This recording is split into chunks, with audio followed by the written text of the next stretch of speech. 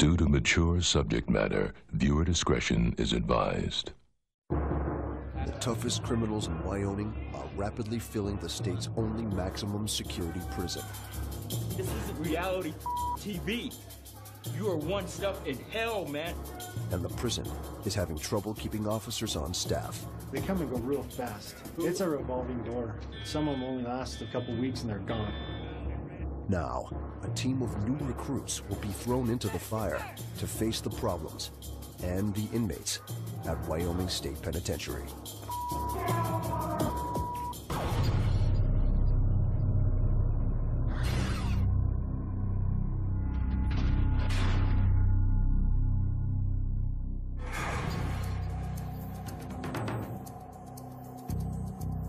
In the desert outside Rawlins, Wyoming, stands the state's only maximum security prison. This is Wyoming State Penitentiary, home to Wyoming's most dangerous inmates. They've been convicted for murder, rape, and a variety of felonies, and they don't stop breaking the law just because they're locked up. Some have assaulted officers. Some have escaped. Some have even killed on the inside.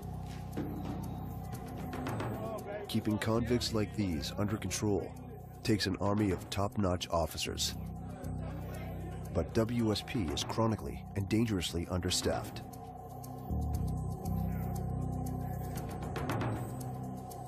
There should be 247 officers working here. Currently, there's about half that many. Even the inmates know how dire the situation is. This place has never been fully staffed since I've been here. You know, we're down to what? Well, besides the new breed of, or the new class of fish cops who just came in, we were at what, 12% staff? That's pretty bad. That's National Guard should be coming in by then. We have lost a lot of employees over the last 2 to 3 years. Warden Michael Murphy competes with Wyoming's booming oil industry. They're paying a lot more than what we can pay right now, and they are our chief competitors for the same kind of employee that we're looking for. The competition has driven Warden Murphy to try something remarkable.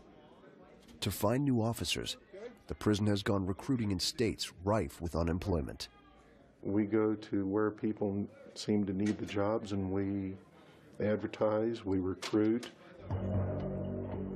Now, 30 people have moved to Wyoming for jobs. They come from all over the country and from all walks of life, but they have one thing in common. None of them have ever worked in a prison before. You are in a male facility. Get back! You have got to be authoritative. Okay, get back. No. Back! All right? The warden must get them on the clock as fast as possible. So they have only 9 weeks to learn everything from policy and procedure to emergency response. Get back! Kelly Cooper is a 27-year-old mother of 2. She was laid off from a Michigan doctor's office. Her family back home is shocked at her move. And they were just like, oh my God, I can't believe you're gonna work in a prison. They're like, not a jail, a prison, a maximum security facility. And oh my God, what are you gonna do when that 300-pound guy comes flying at you? You came through and you got that first arm. Your hand was over here, so you had to go backhand.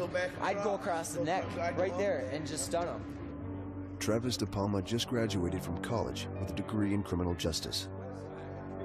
I'm a very personable person. I don't want to come off as a tough CO, tough correctional officer. You know, I don't want to be buddies with the inmates, but I want them to respect me, and I want to be able to respect them as well.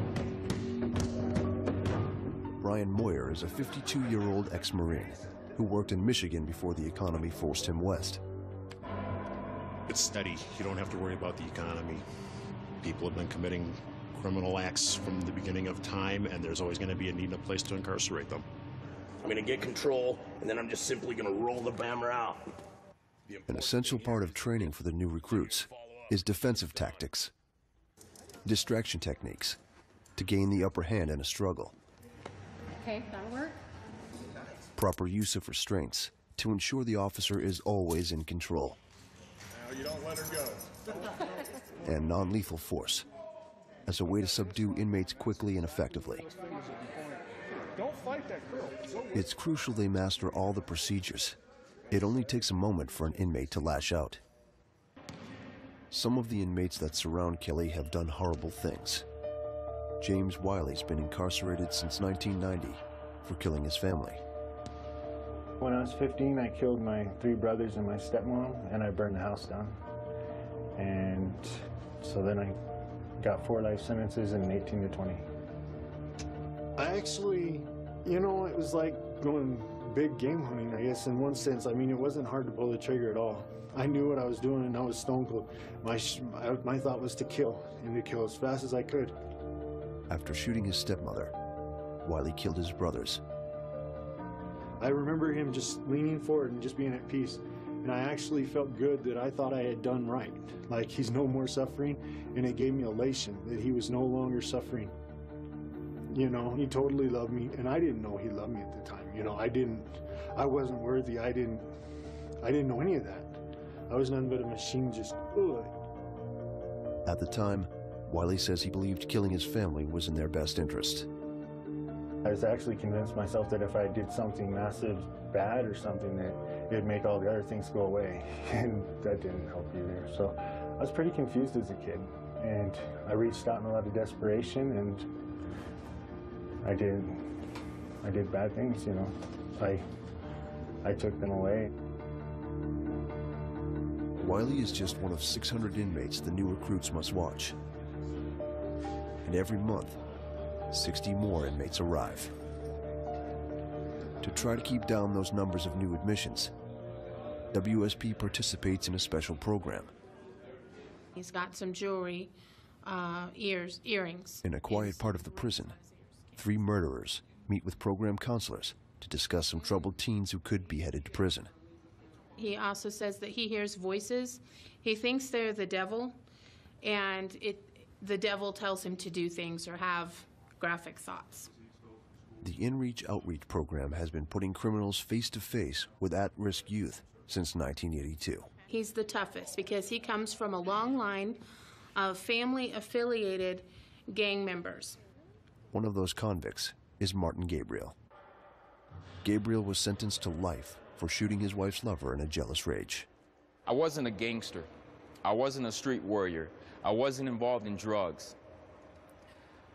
I was just a citizen, if you will, who had an anger issue. Is he the youngest? The oldest in the middle? One of the teens they'll be meeting is a gangbanger who has problems controlling his anger. He has a family history of violence. He's constantly got graphic thoughts and talks about killing people and torturing people constantly. Given Gabriel's past, he thinks this kid is someone he can reach. He also talks a lot about wanting to go to prison because life will be easier, and he has homies here that will protect him. He almost feels like it's a badge of honor. That's the way he talks. Mm-hmm. Well, maybe we'll just explain what his homies are going to do to him once he gets here. Yes, sir. The inmates know the harsh realities of prison life, and that some convicts cause trouble despite the repercussions. Those inmates who fight each other, resist orders, or assault officers receive a special punishment. They're sent here. E-Unit, the Hole. The inmates here are locked down, forced to live in their cells 23 hours a day. They're allowed out for only 1 hour. During this time, they can shower, exercise, or watch TV. But each of these activities must be done in solitary, behind another locked door. Getting these inmates to and from their activities is the most dangerous time for officers working E-Unit. And it's part of how rookie officer Travis DePalma will spend his first day on the job. The training, the classroom portion's over. They taught us everything they could in 9 weeks. And now we come in and we're basically getting thrown into the gauntlet, and we're gonna learn it the real way now and learn it how you actually operate. So today's just a nervous day in general.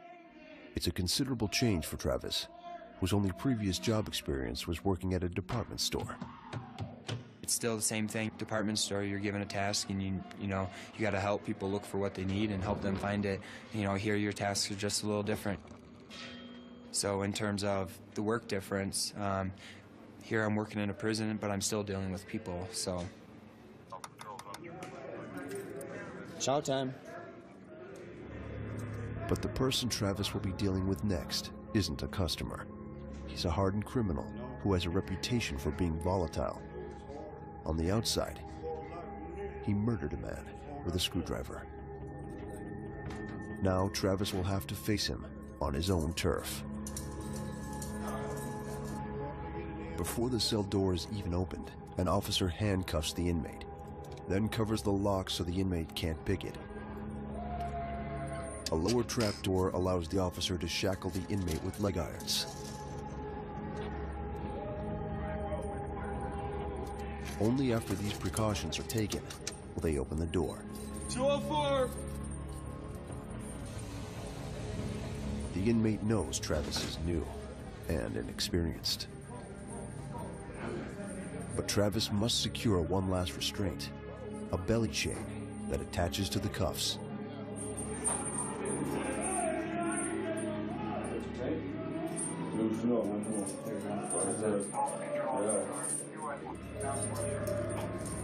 Raise your hands. Ready? Raise your hands. That's good. This is how you do it? Yeah, you just put my hands to the side like that? Yeah. Straight. I'm just asking you, man. Yeah. Can I turn around now? Yeah, come on. You're slamming the glove or nothing. We stay pretty busy over here, just constantly moving the inmates around, and that's basically how the day plays out. Travis needs to stay completely alert to handle potentially explosive inmates. It's a first day full of tension, and he's just received word that the day is going to be a lot longer. Oh, I'm working mandatory overtime today.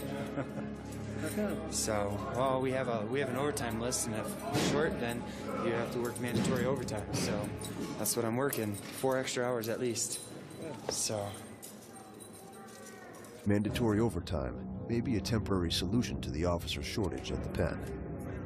But officers at WSP average 23 hours of overtime a month, and the exhaustion of those extra hours may take its toll on Travis and the other new officers, and could jeopardize the security of the prison. Get by the doors!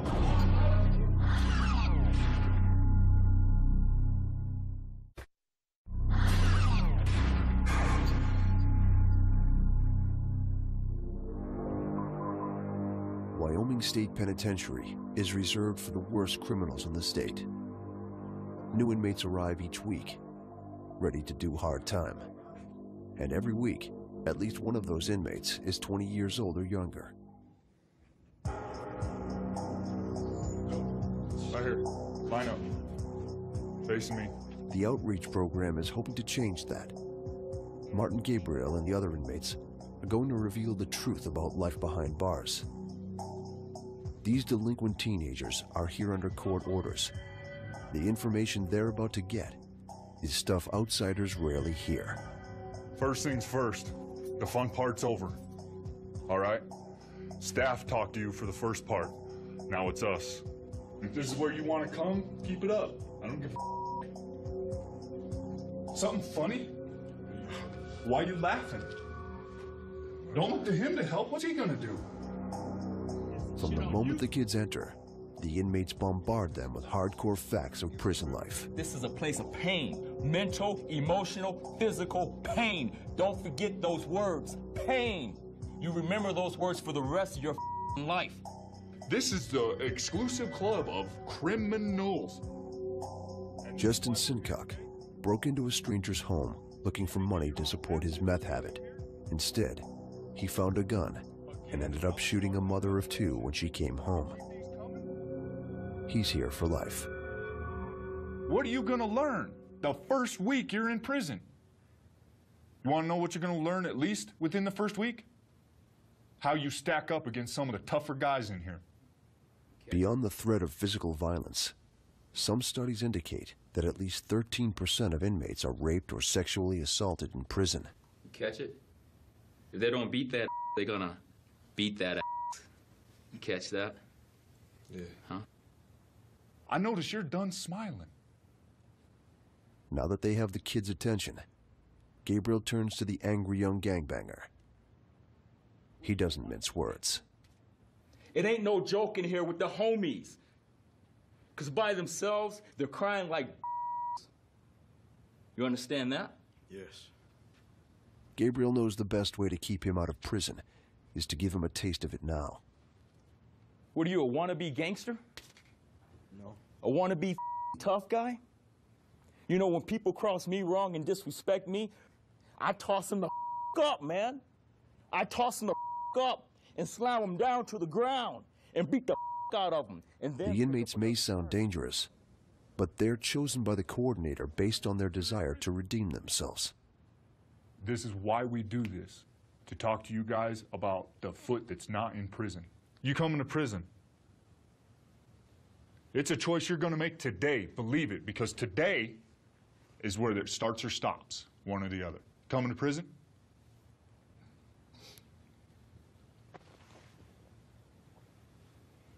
Way too much time to think. The inmates' portrayal of prison life isn't exaggerated, but inmates aren't always causing fights or breaking laws. Sometimes, as new officer Brian Moyer is finding out, they're just being difficult. Even a routine activity, like locking down the inmates for head count, is an opportunity for inmates to put up resistance. Count time, let's go! Get by the doors! Yeah. As Moyer tries to get the inmates to report to their cells, they launch a barrage of verbal abuse. You're only a CO, why do you take orders? You don't get them. You ain't even got no stripes. Fish cop. You're just a fish. You skipped their door. I know. It's right here. I know. Let's go. Shut the door. Thank you very much. The first time I walked in there, I got called, hey, a new fish, things like this. Who's the new things like that. If you take the bait and they hook you, they'll never let you off the hook. So ignore it. So like I said, you better be tough-skinned to go in there. You useless piece of Verbal abuse is one thing, but there's a much bigger concern for the officers at WSP. People think about it every day, talk about it. You can see it in their eyes that they're worried. Something should happen. Are we going to have enough manpower to actually suppress, let's say, a riot in a pod or, a massive uprising, let's say, in even half the penitentiary? Are we going to have enough bodies on hand to handle it? That's always something that goes through your mind. Even if we're fully staffed, there's always that potential for something to flare up. Should something like a riot happen, the prison may not be able to respond in numbers, but it can respond with force. The Special Operations Response Team, or SORT, routinely trains for emergency situations. This crack squad of 20 specially trained WSP officers is on call 24 hours a day, ready to respond. Most often, they're called in to forcibly remove inmates who are out of control in their cells.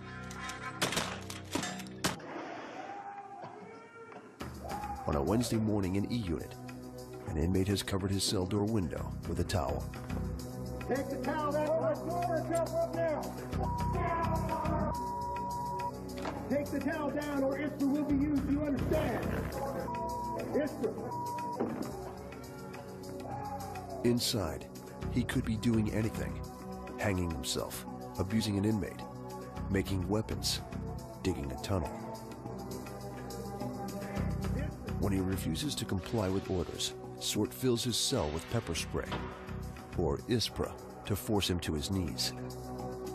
Right now what we're doing is we're letting him let it kind of soak in a little bit, let it start to try to affect that respiratory, so he decides complying is better than staying in there and trying to prove his point. Sergeant Sean Kelly is the Penn's Special Ops Team commander. We continue to give those repetitive, loud verbal commands to try to get him to comply. Get over here, cuff up now! The inmate removes the towel, but still refuses to be cuffed at the door. He stands defiantly at the other end. At this point, we're making the decision to enter the cell. We realize that ISPR is ineffective or not effective enough to get him to cuff up. An officer unlocks the door, but it won't open. The inmates used his towel to jam it.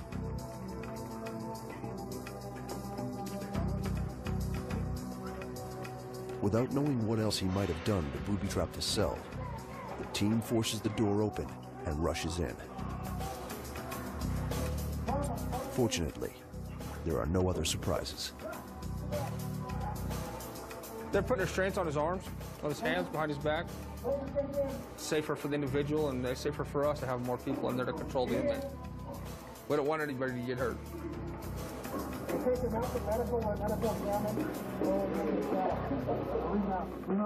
With a variety of weapons, ammunition, and protective gear at SORT's disposal, it's ready to handle most every situation.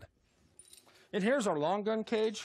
Out on perimeter, we use 870 shotguns, 37mm launcher. The Glock 17, it's a 9mm electronic shield. SORT trains regularly, using emergency scenarios to master all of their weapons. One weapon the prison used to employ is both incapacitating and non-lethal. Penitentiary, we do have the M26 Advanced Taser sends 50,000 volts through the body, enough electricity to start a car. Imagine the most agonizing pain you've ever been in. It's bad. I'd rather get shot with a real gun. Oh yeah, I wholeheartedly agree. Though WSP no longer uses the taser, the SORT team is willing to demonstrate its power. I feel nervous, but, you know, I'm willing to take it, so. Ready, Marno? Do it. Easy, easy. It's all right. Good job. As you can see, it causes that incapacitation. What was actually stuck inside of him are these little probes. And all they are is a number 8 fish hook. And it goes inside, makes contact with the skin, causes that 50,000 volts to go across here. I'm lightheaded right now. But all of their weapons are only effective if the inmate is within range. At WSP, prisoners have been known to break out. And one inmate in particular is the master of escape.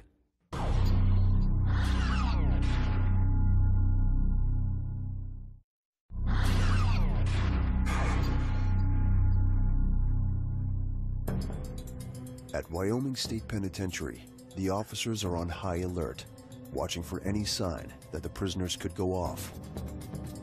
But it doesn't take a mob of inmates to throw a prison into turmoil.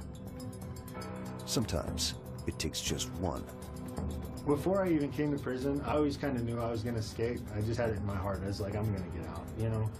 When convicted murderer James Wiley was housed at the Old North facility, he figured out an ingenious method of escape by simply being observant. And the way I had learned how to do it is I'd watch the animals. I watched the rabbits go in and out through the razor wire, and as long as they ignored the razor wire, it wouldn't cut them. And I'd watch the coyote. The coyote moved in a manner, kind of with his head down, and no one noticed the coyote there. It was just kind of mimic. So I was like, moved like that. Another coyote revealed a crucial part of the plan, something Wiley wouldn't have known otherwise. I had seen this one coyote. This one day it walked over along the fence, stopped at this gate, and looked at the prison, then turned, walked down into the ditch. And I was waiting for it to come out, and it never came out. And I was like, there's a ditch there. And then I understood the layout. Wiley waited for the right time, then jumped the fence and used the ditch as cover. Running along the ditch, he made his way through the desert toward town. The escape episode was a huge ordeal. It was a hair-raising thing for everybody. I imagine him as well. Adrenaline pumping situation for staff.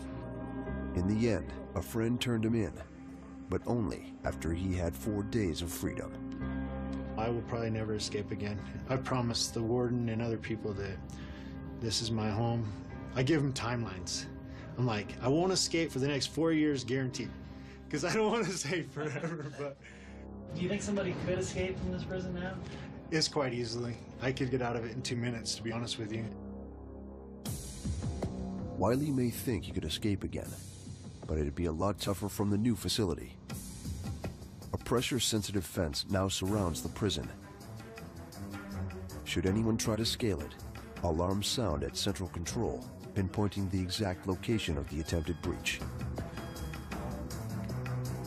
Officers in heavily armed patrol vehicles circling the prison 24 hours a day can be on the scene in seconds, and when they shoot, they aim for the heart. And then he gets on the fence. Our job is to stop and order him off the fence. And if he doesn't get off the fence, then we're supposed to shoot. We only give one verbal warning. We don't give any warning shots no more.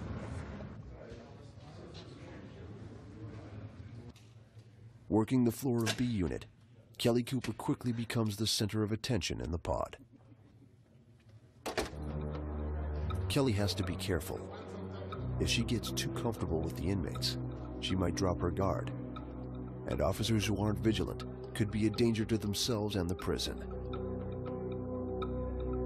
Right now is sort of difficult because I find myself wanting to just give them all advice and, you know, help them out in every way. And I'm like, oh, I can't do that, you know.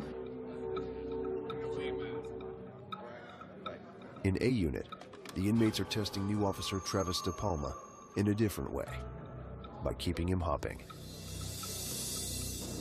Inmates here are free to roam the pod during certain hours, but they still need Travis to let them in and out of their cells.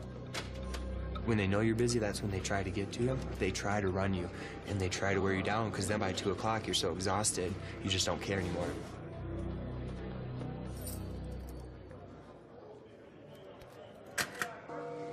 If the inmates can push Travis to the point where he loses his cool, they may be able to file a grievance against him.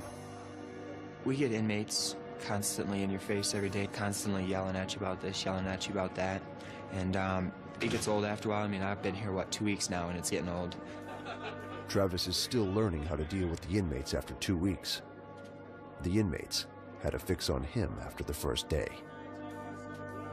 This officer currently working, he's young, he wants to be really by the book. It seems like he's kind of timid, so he's putting kind of that front out there, you know what I mean? I've already heard a couple guys as of today talking about, you know, they don't like this guy. And it's only because when he came in here, you know what I mean, he doesn't respect the boundaries.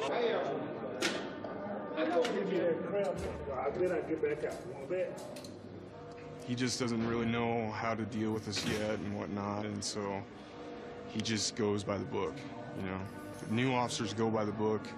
Old officers tend to be more lenient and let us get away with more stuff. Travis is trying his best to apply what he learned in school and at the academy. But if the inmates already have it out for the new officer, there may be some hard lessons in store. It's lunchtime for the kids from the outreach program. The inmates who've been telling them of the horrors of prison now escort them to the chow hall.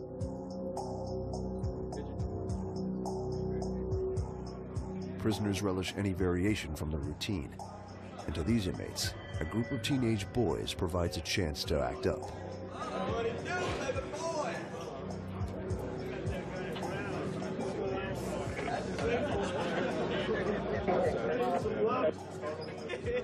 Hey, Snail, too. Snail, let me find out. They're just toying with the kids, but the experience is effective. This ain't the place to be, gentlemen. I'll tell you what, this is the most important part right here. You know, we told you all morning about what prison was like. You just walked into that chow hall. Tell me I was lying all morning. You know it for a fact now. You felt it when you walked in there. Back in the meeting room, the inmates assess what each teen delinquent must do to avoid coming to prison. Go ahead, I'm listening. Once again, they turn their attentions to the young gangbanger. you got a whole lot of negativity around you. You know, you got a lot of family members, you got a lot of homies in the hood, you know, and you're going to face obstacles that the average person probably couldn't handle. And you're going to have to show that you can handle them, that you can change your life, that you want to change your life, and you're going to have to step away, you know, and say no more. And it's not too late for you to step away. Because let me tell you something, if you're banging, you don't have a life. And you want to make that change? Yeah. Let me tell you something, what if they said it takes an ass whooping? What if it takes 3?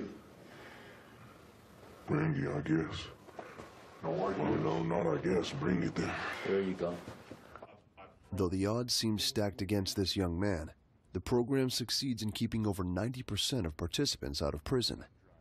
And this teen may be one of the lucky ones. I just don't like having people in my face and talking.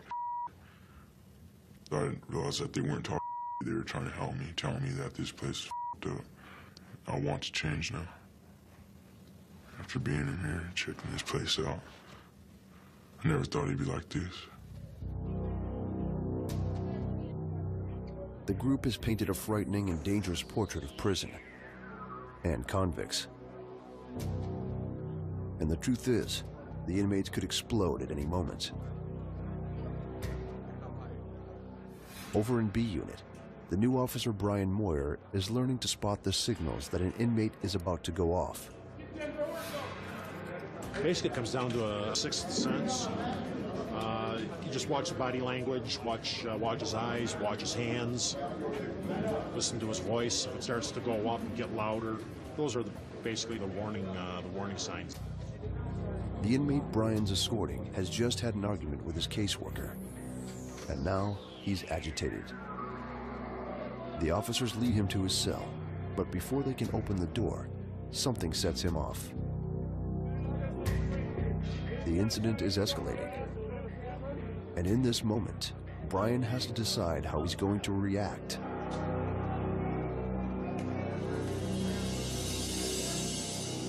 He reaches for his pepper spray, but if he uses it, things could go from bad to worse.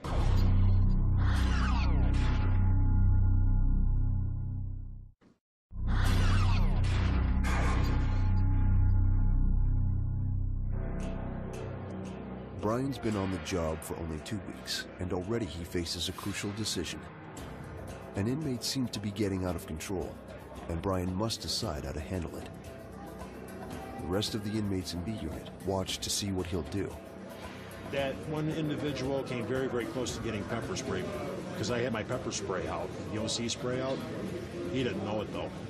Fortunately, Brian is able to defuse the situation before it explodes. If he'd have gotten physically aggressive, I would have given him a shot of OC spray. One tense moment in a day full of tense moments. But new officer Brian Moyer was ready. I had the can out, my hand was in my hand, finger was on the nozzle, and basically he may be riding the school bus, but we still steer the bus. We're driving the bus. After isolating the inmate in an empty cell, Brian and officers remove all the property from his old cell as punishment. Confiscation. What is it? Porn. What's that? Porn. Got him on an MJ-28. Flipped the mattress back, and lo and behold, there was some pornographic material there. I have to do a report, and whatever shift command decides to do will happen. That's not allowed. Pornographic materials are not allowed. No nudity, no nothing. There are many rules at WSP. It's up to the new officers to see that inmates follow them. One of the rules is crucial for the safety of all the officers. Rookie Travis De Palma insists inmates observe the lines around the prison. Black and yellow lines that are around the podium and elsewhere in the pods are The lines, basically it's a border. Inmates shouldn't be crossing them.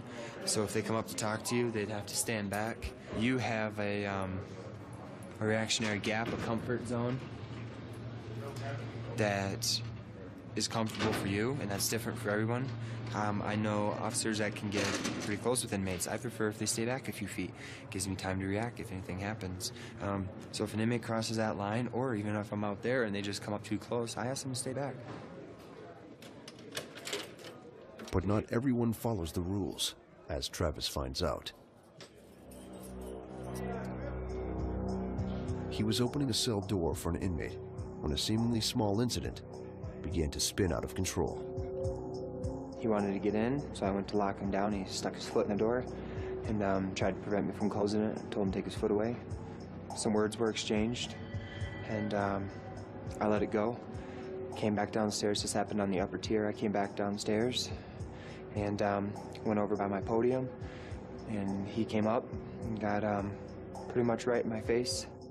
As the pod looked on, the angry inmate tore into Travis, cursing and yelling in his face.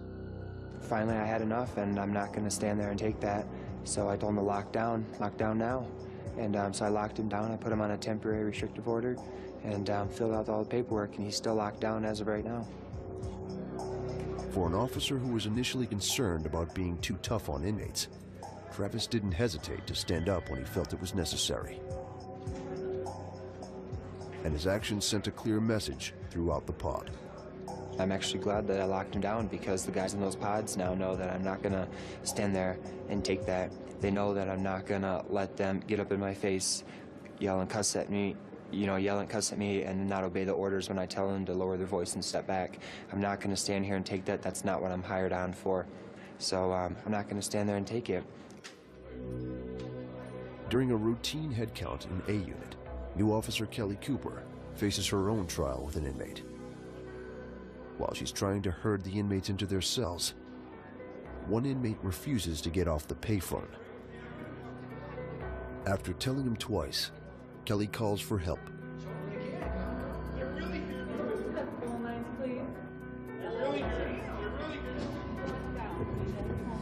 Well, I can't lock down unless my door's open, right? Just like everybody else, you can stand in front of your door. The inmates may have considered her nothing but a fish, but in the end, Kelly Cooper proves to them she won't be pushed around.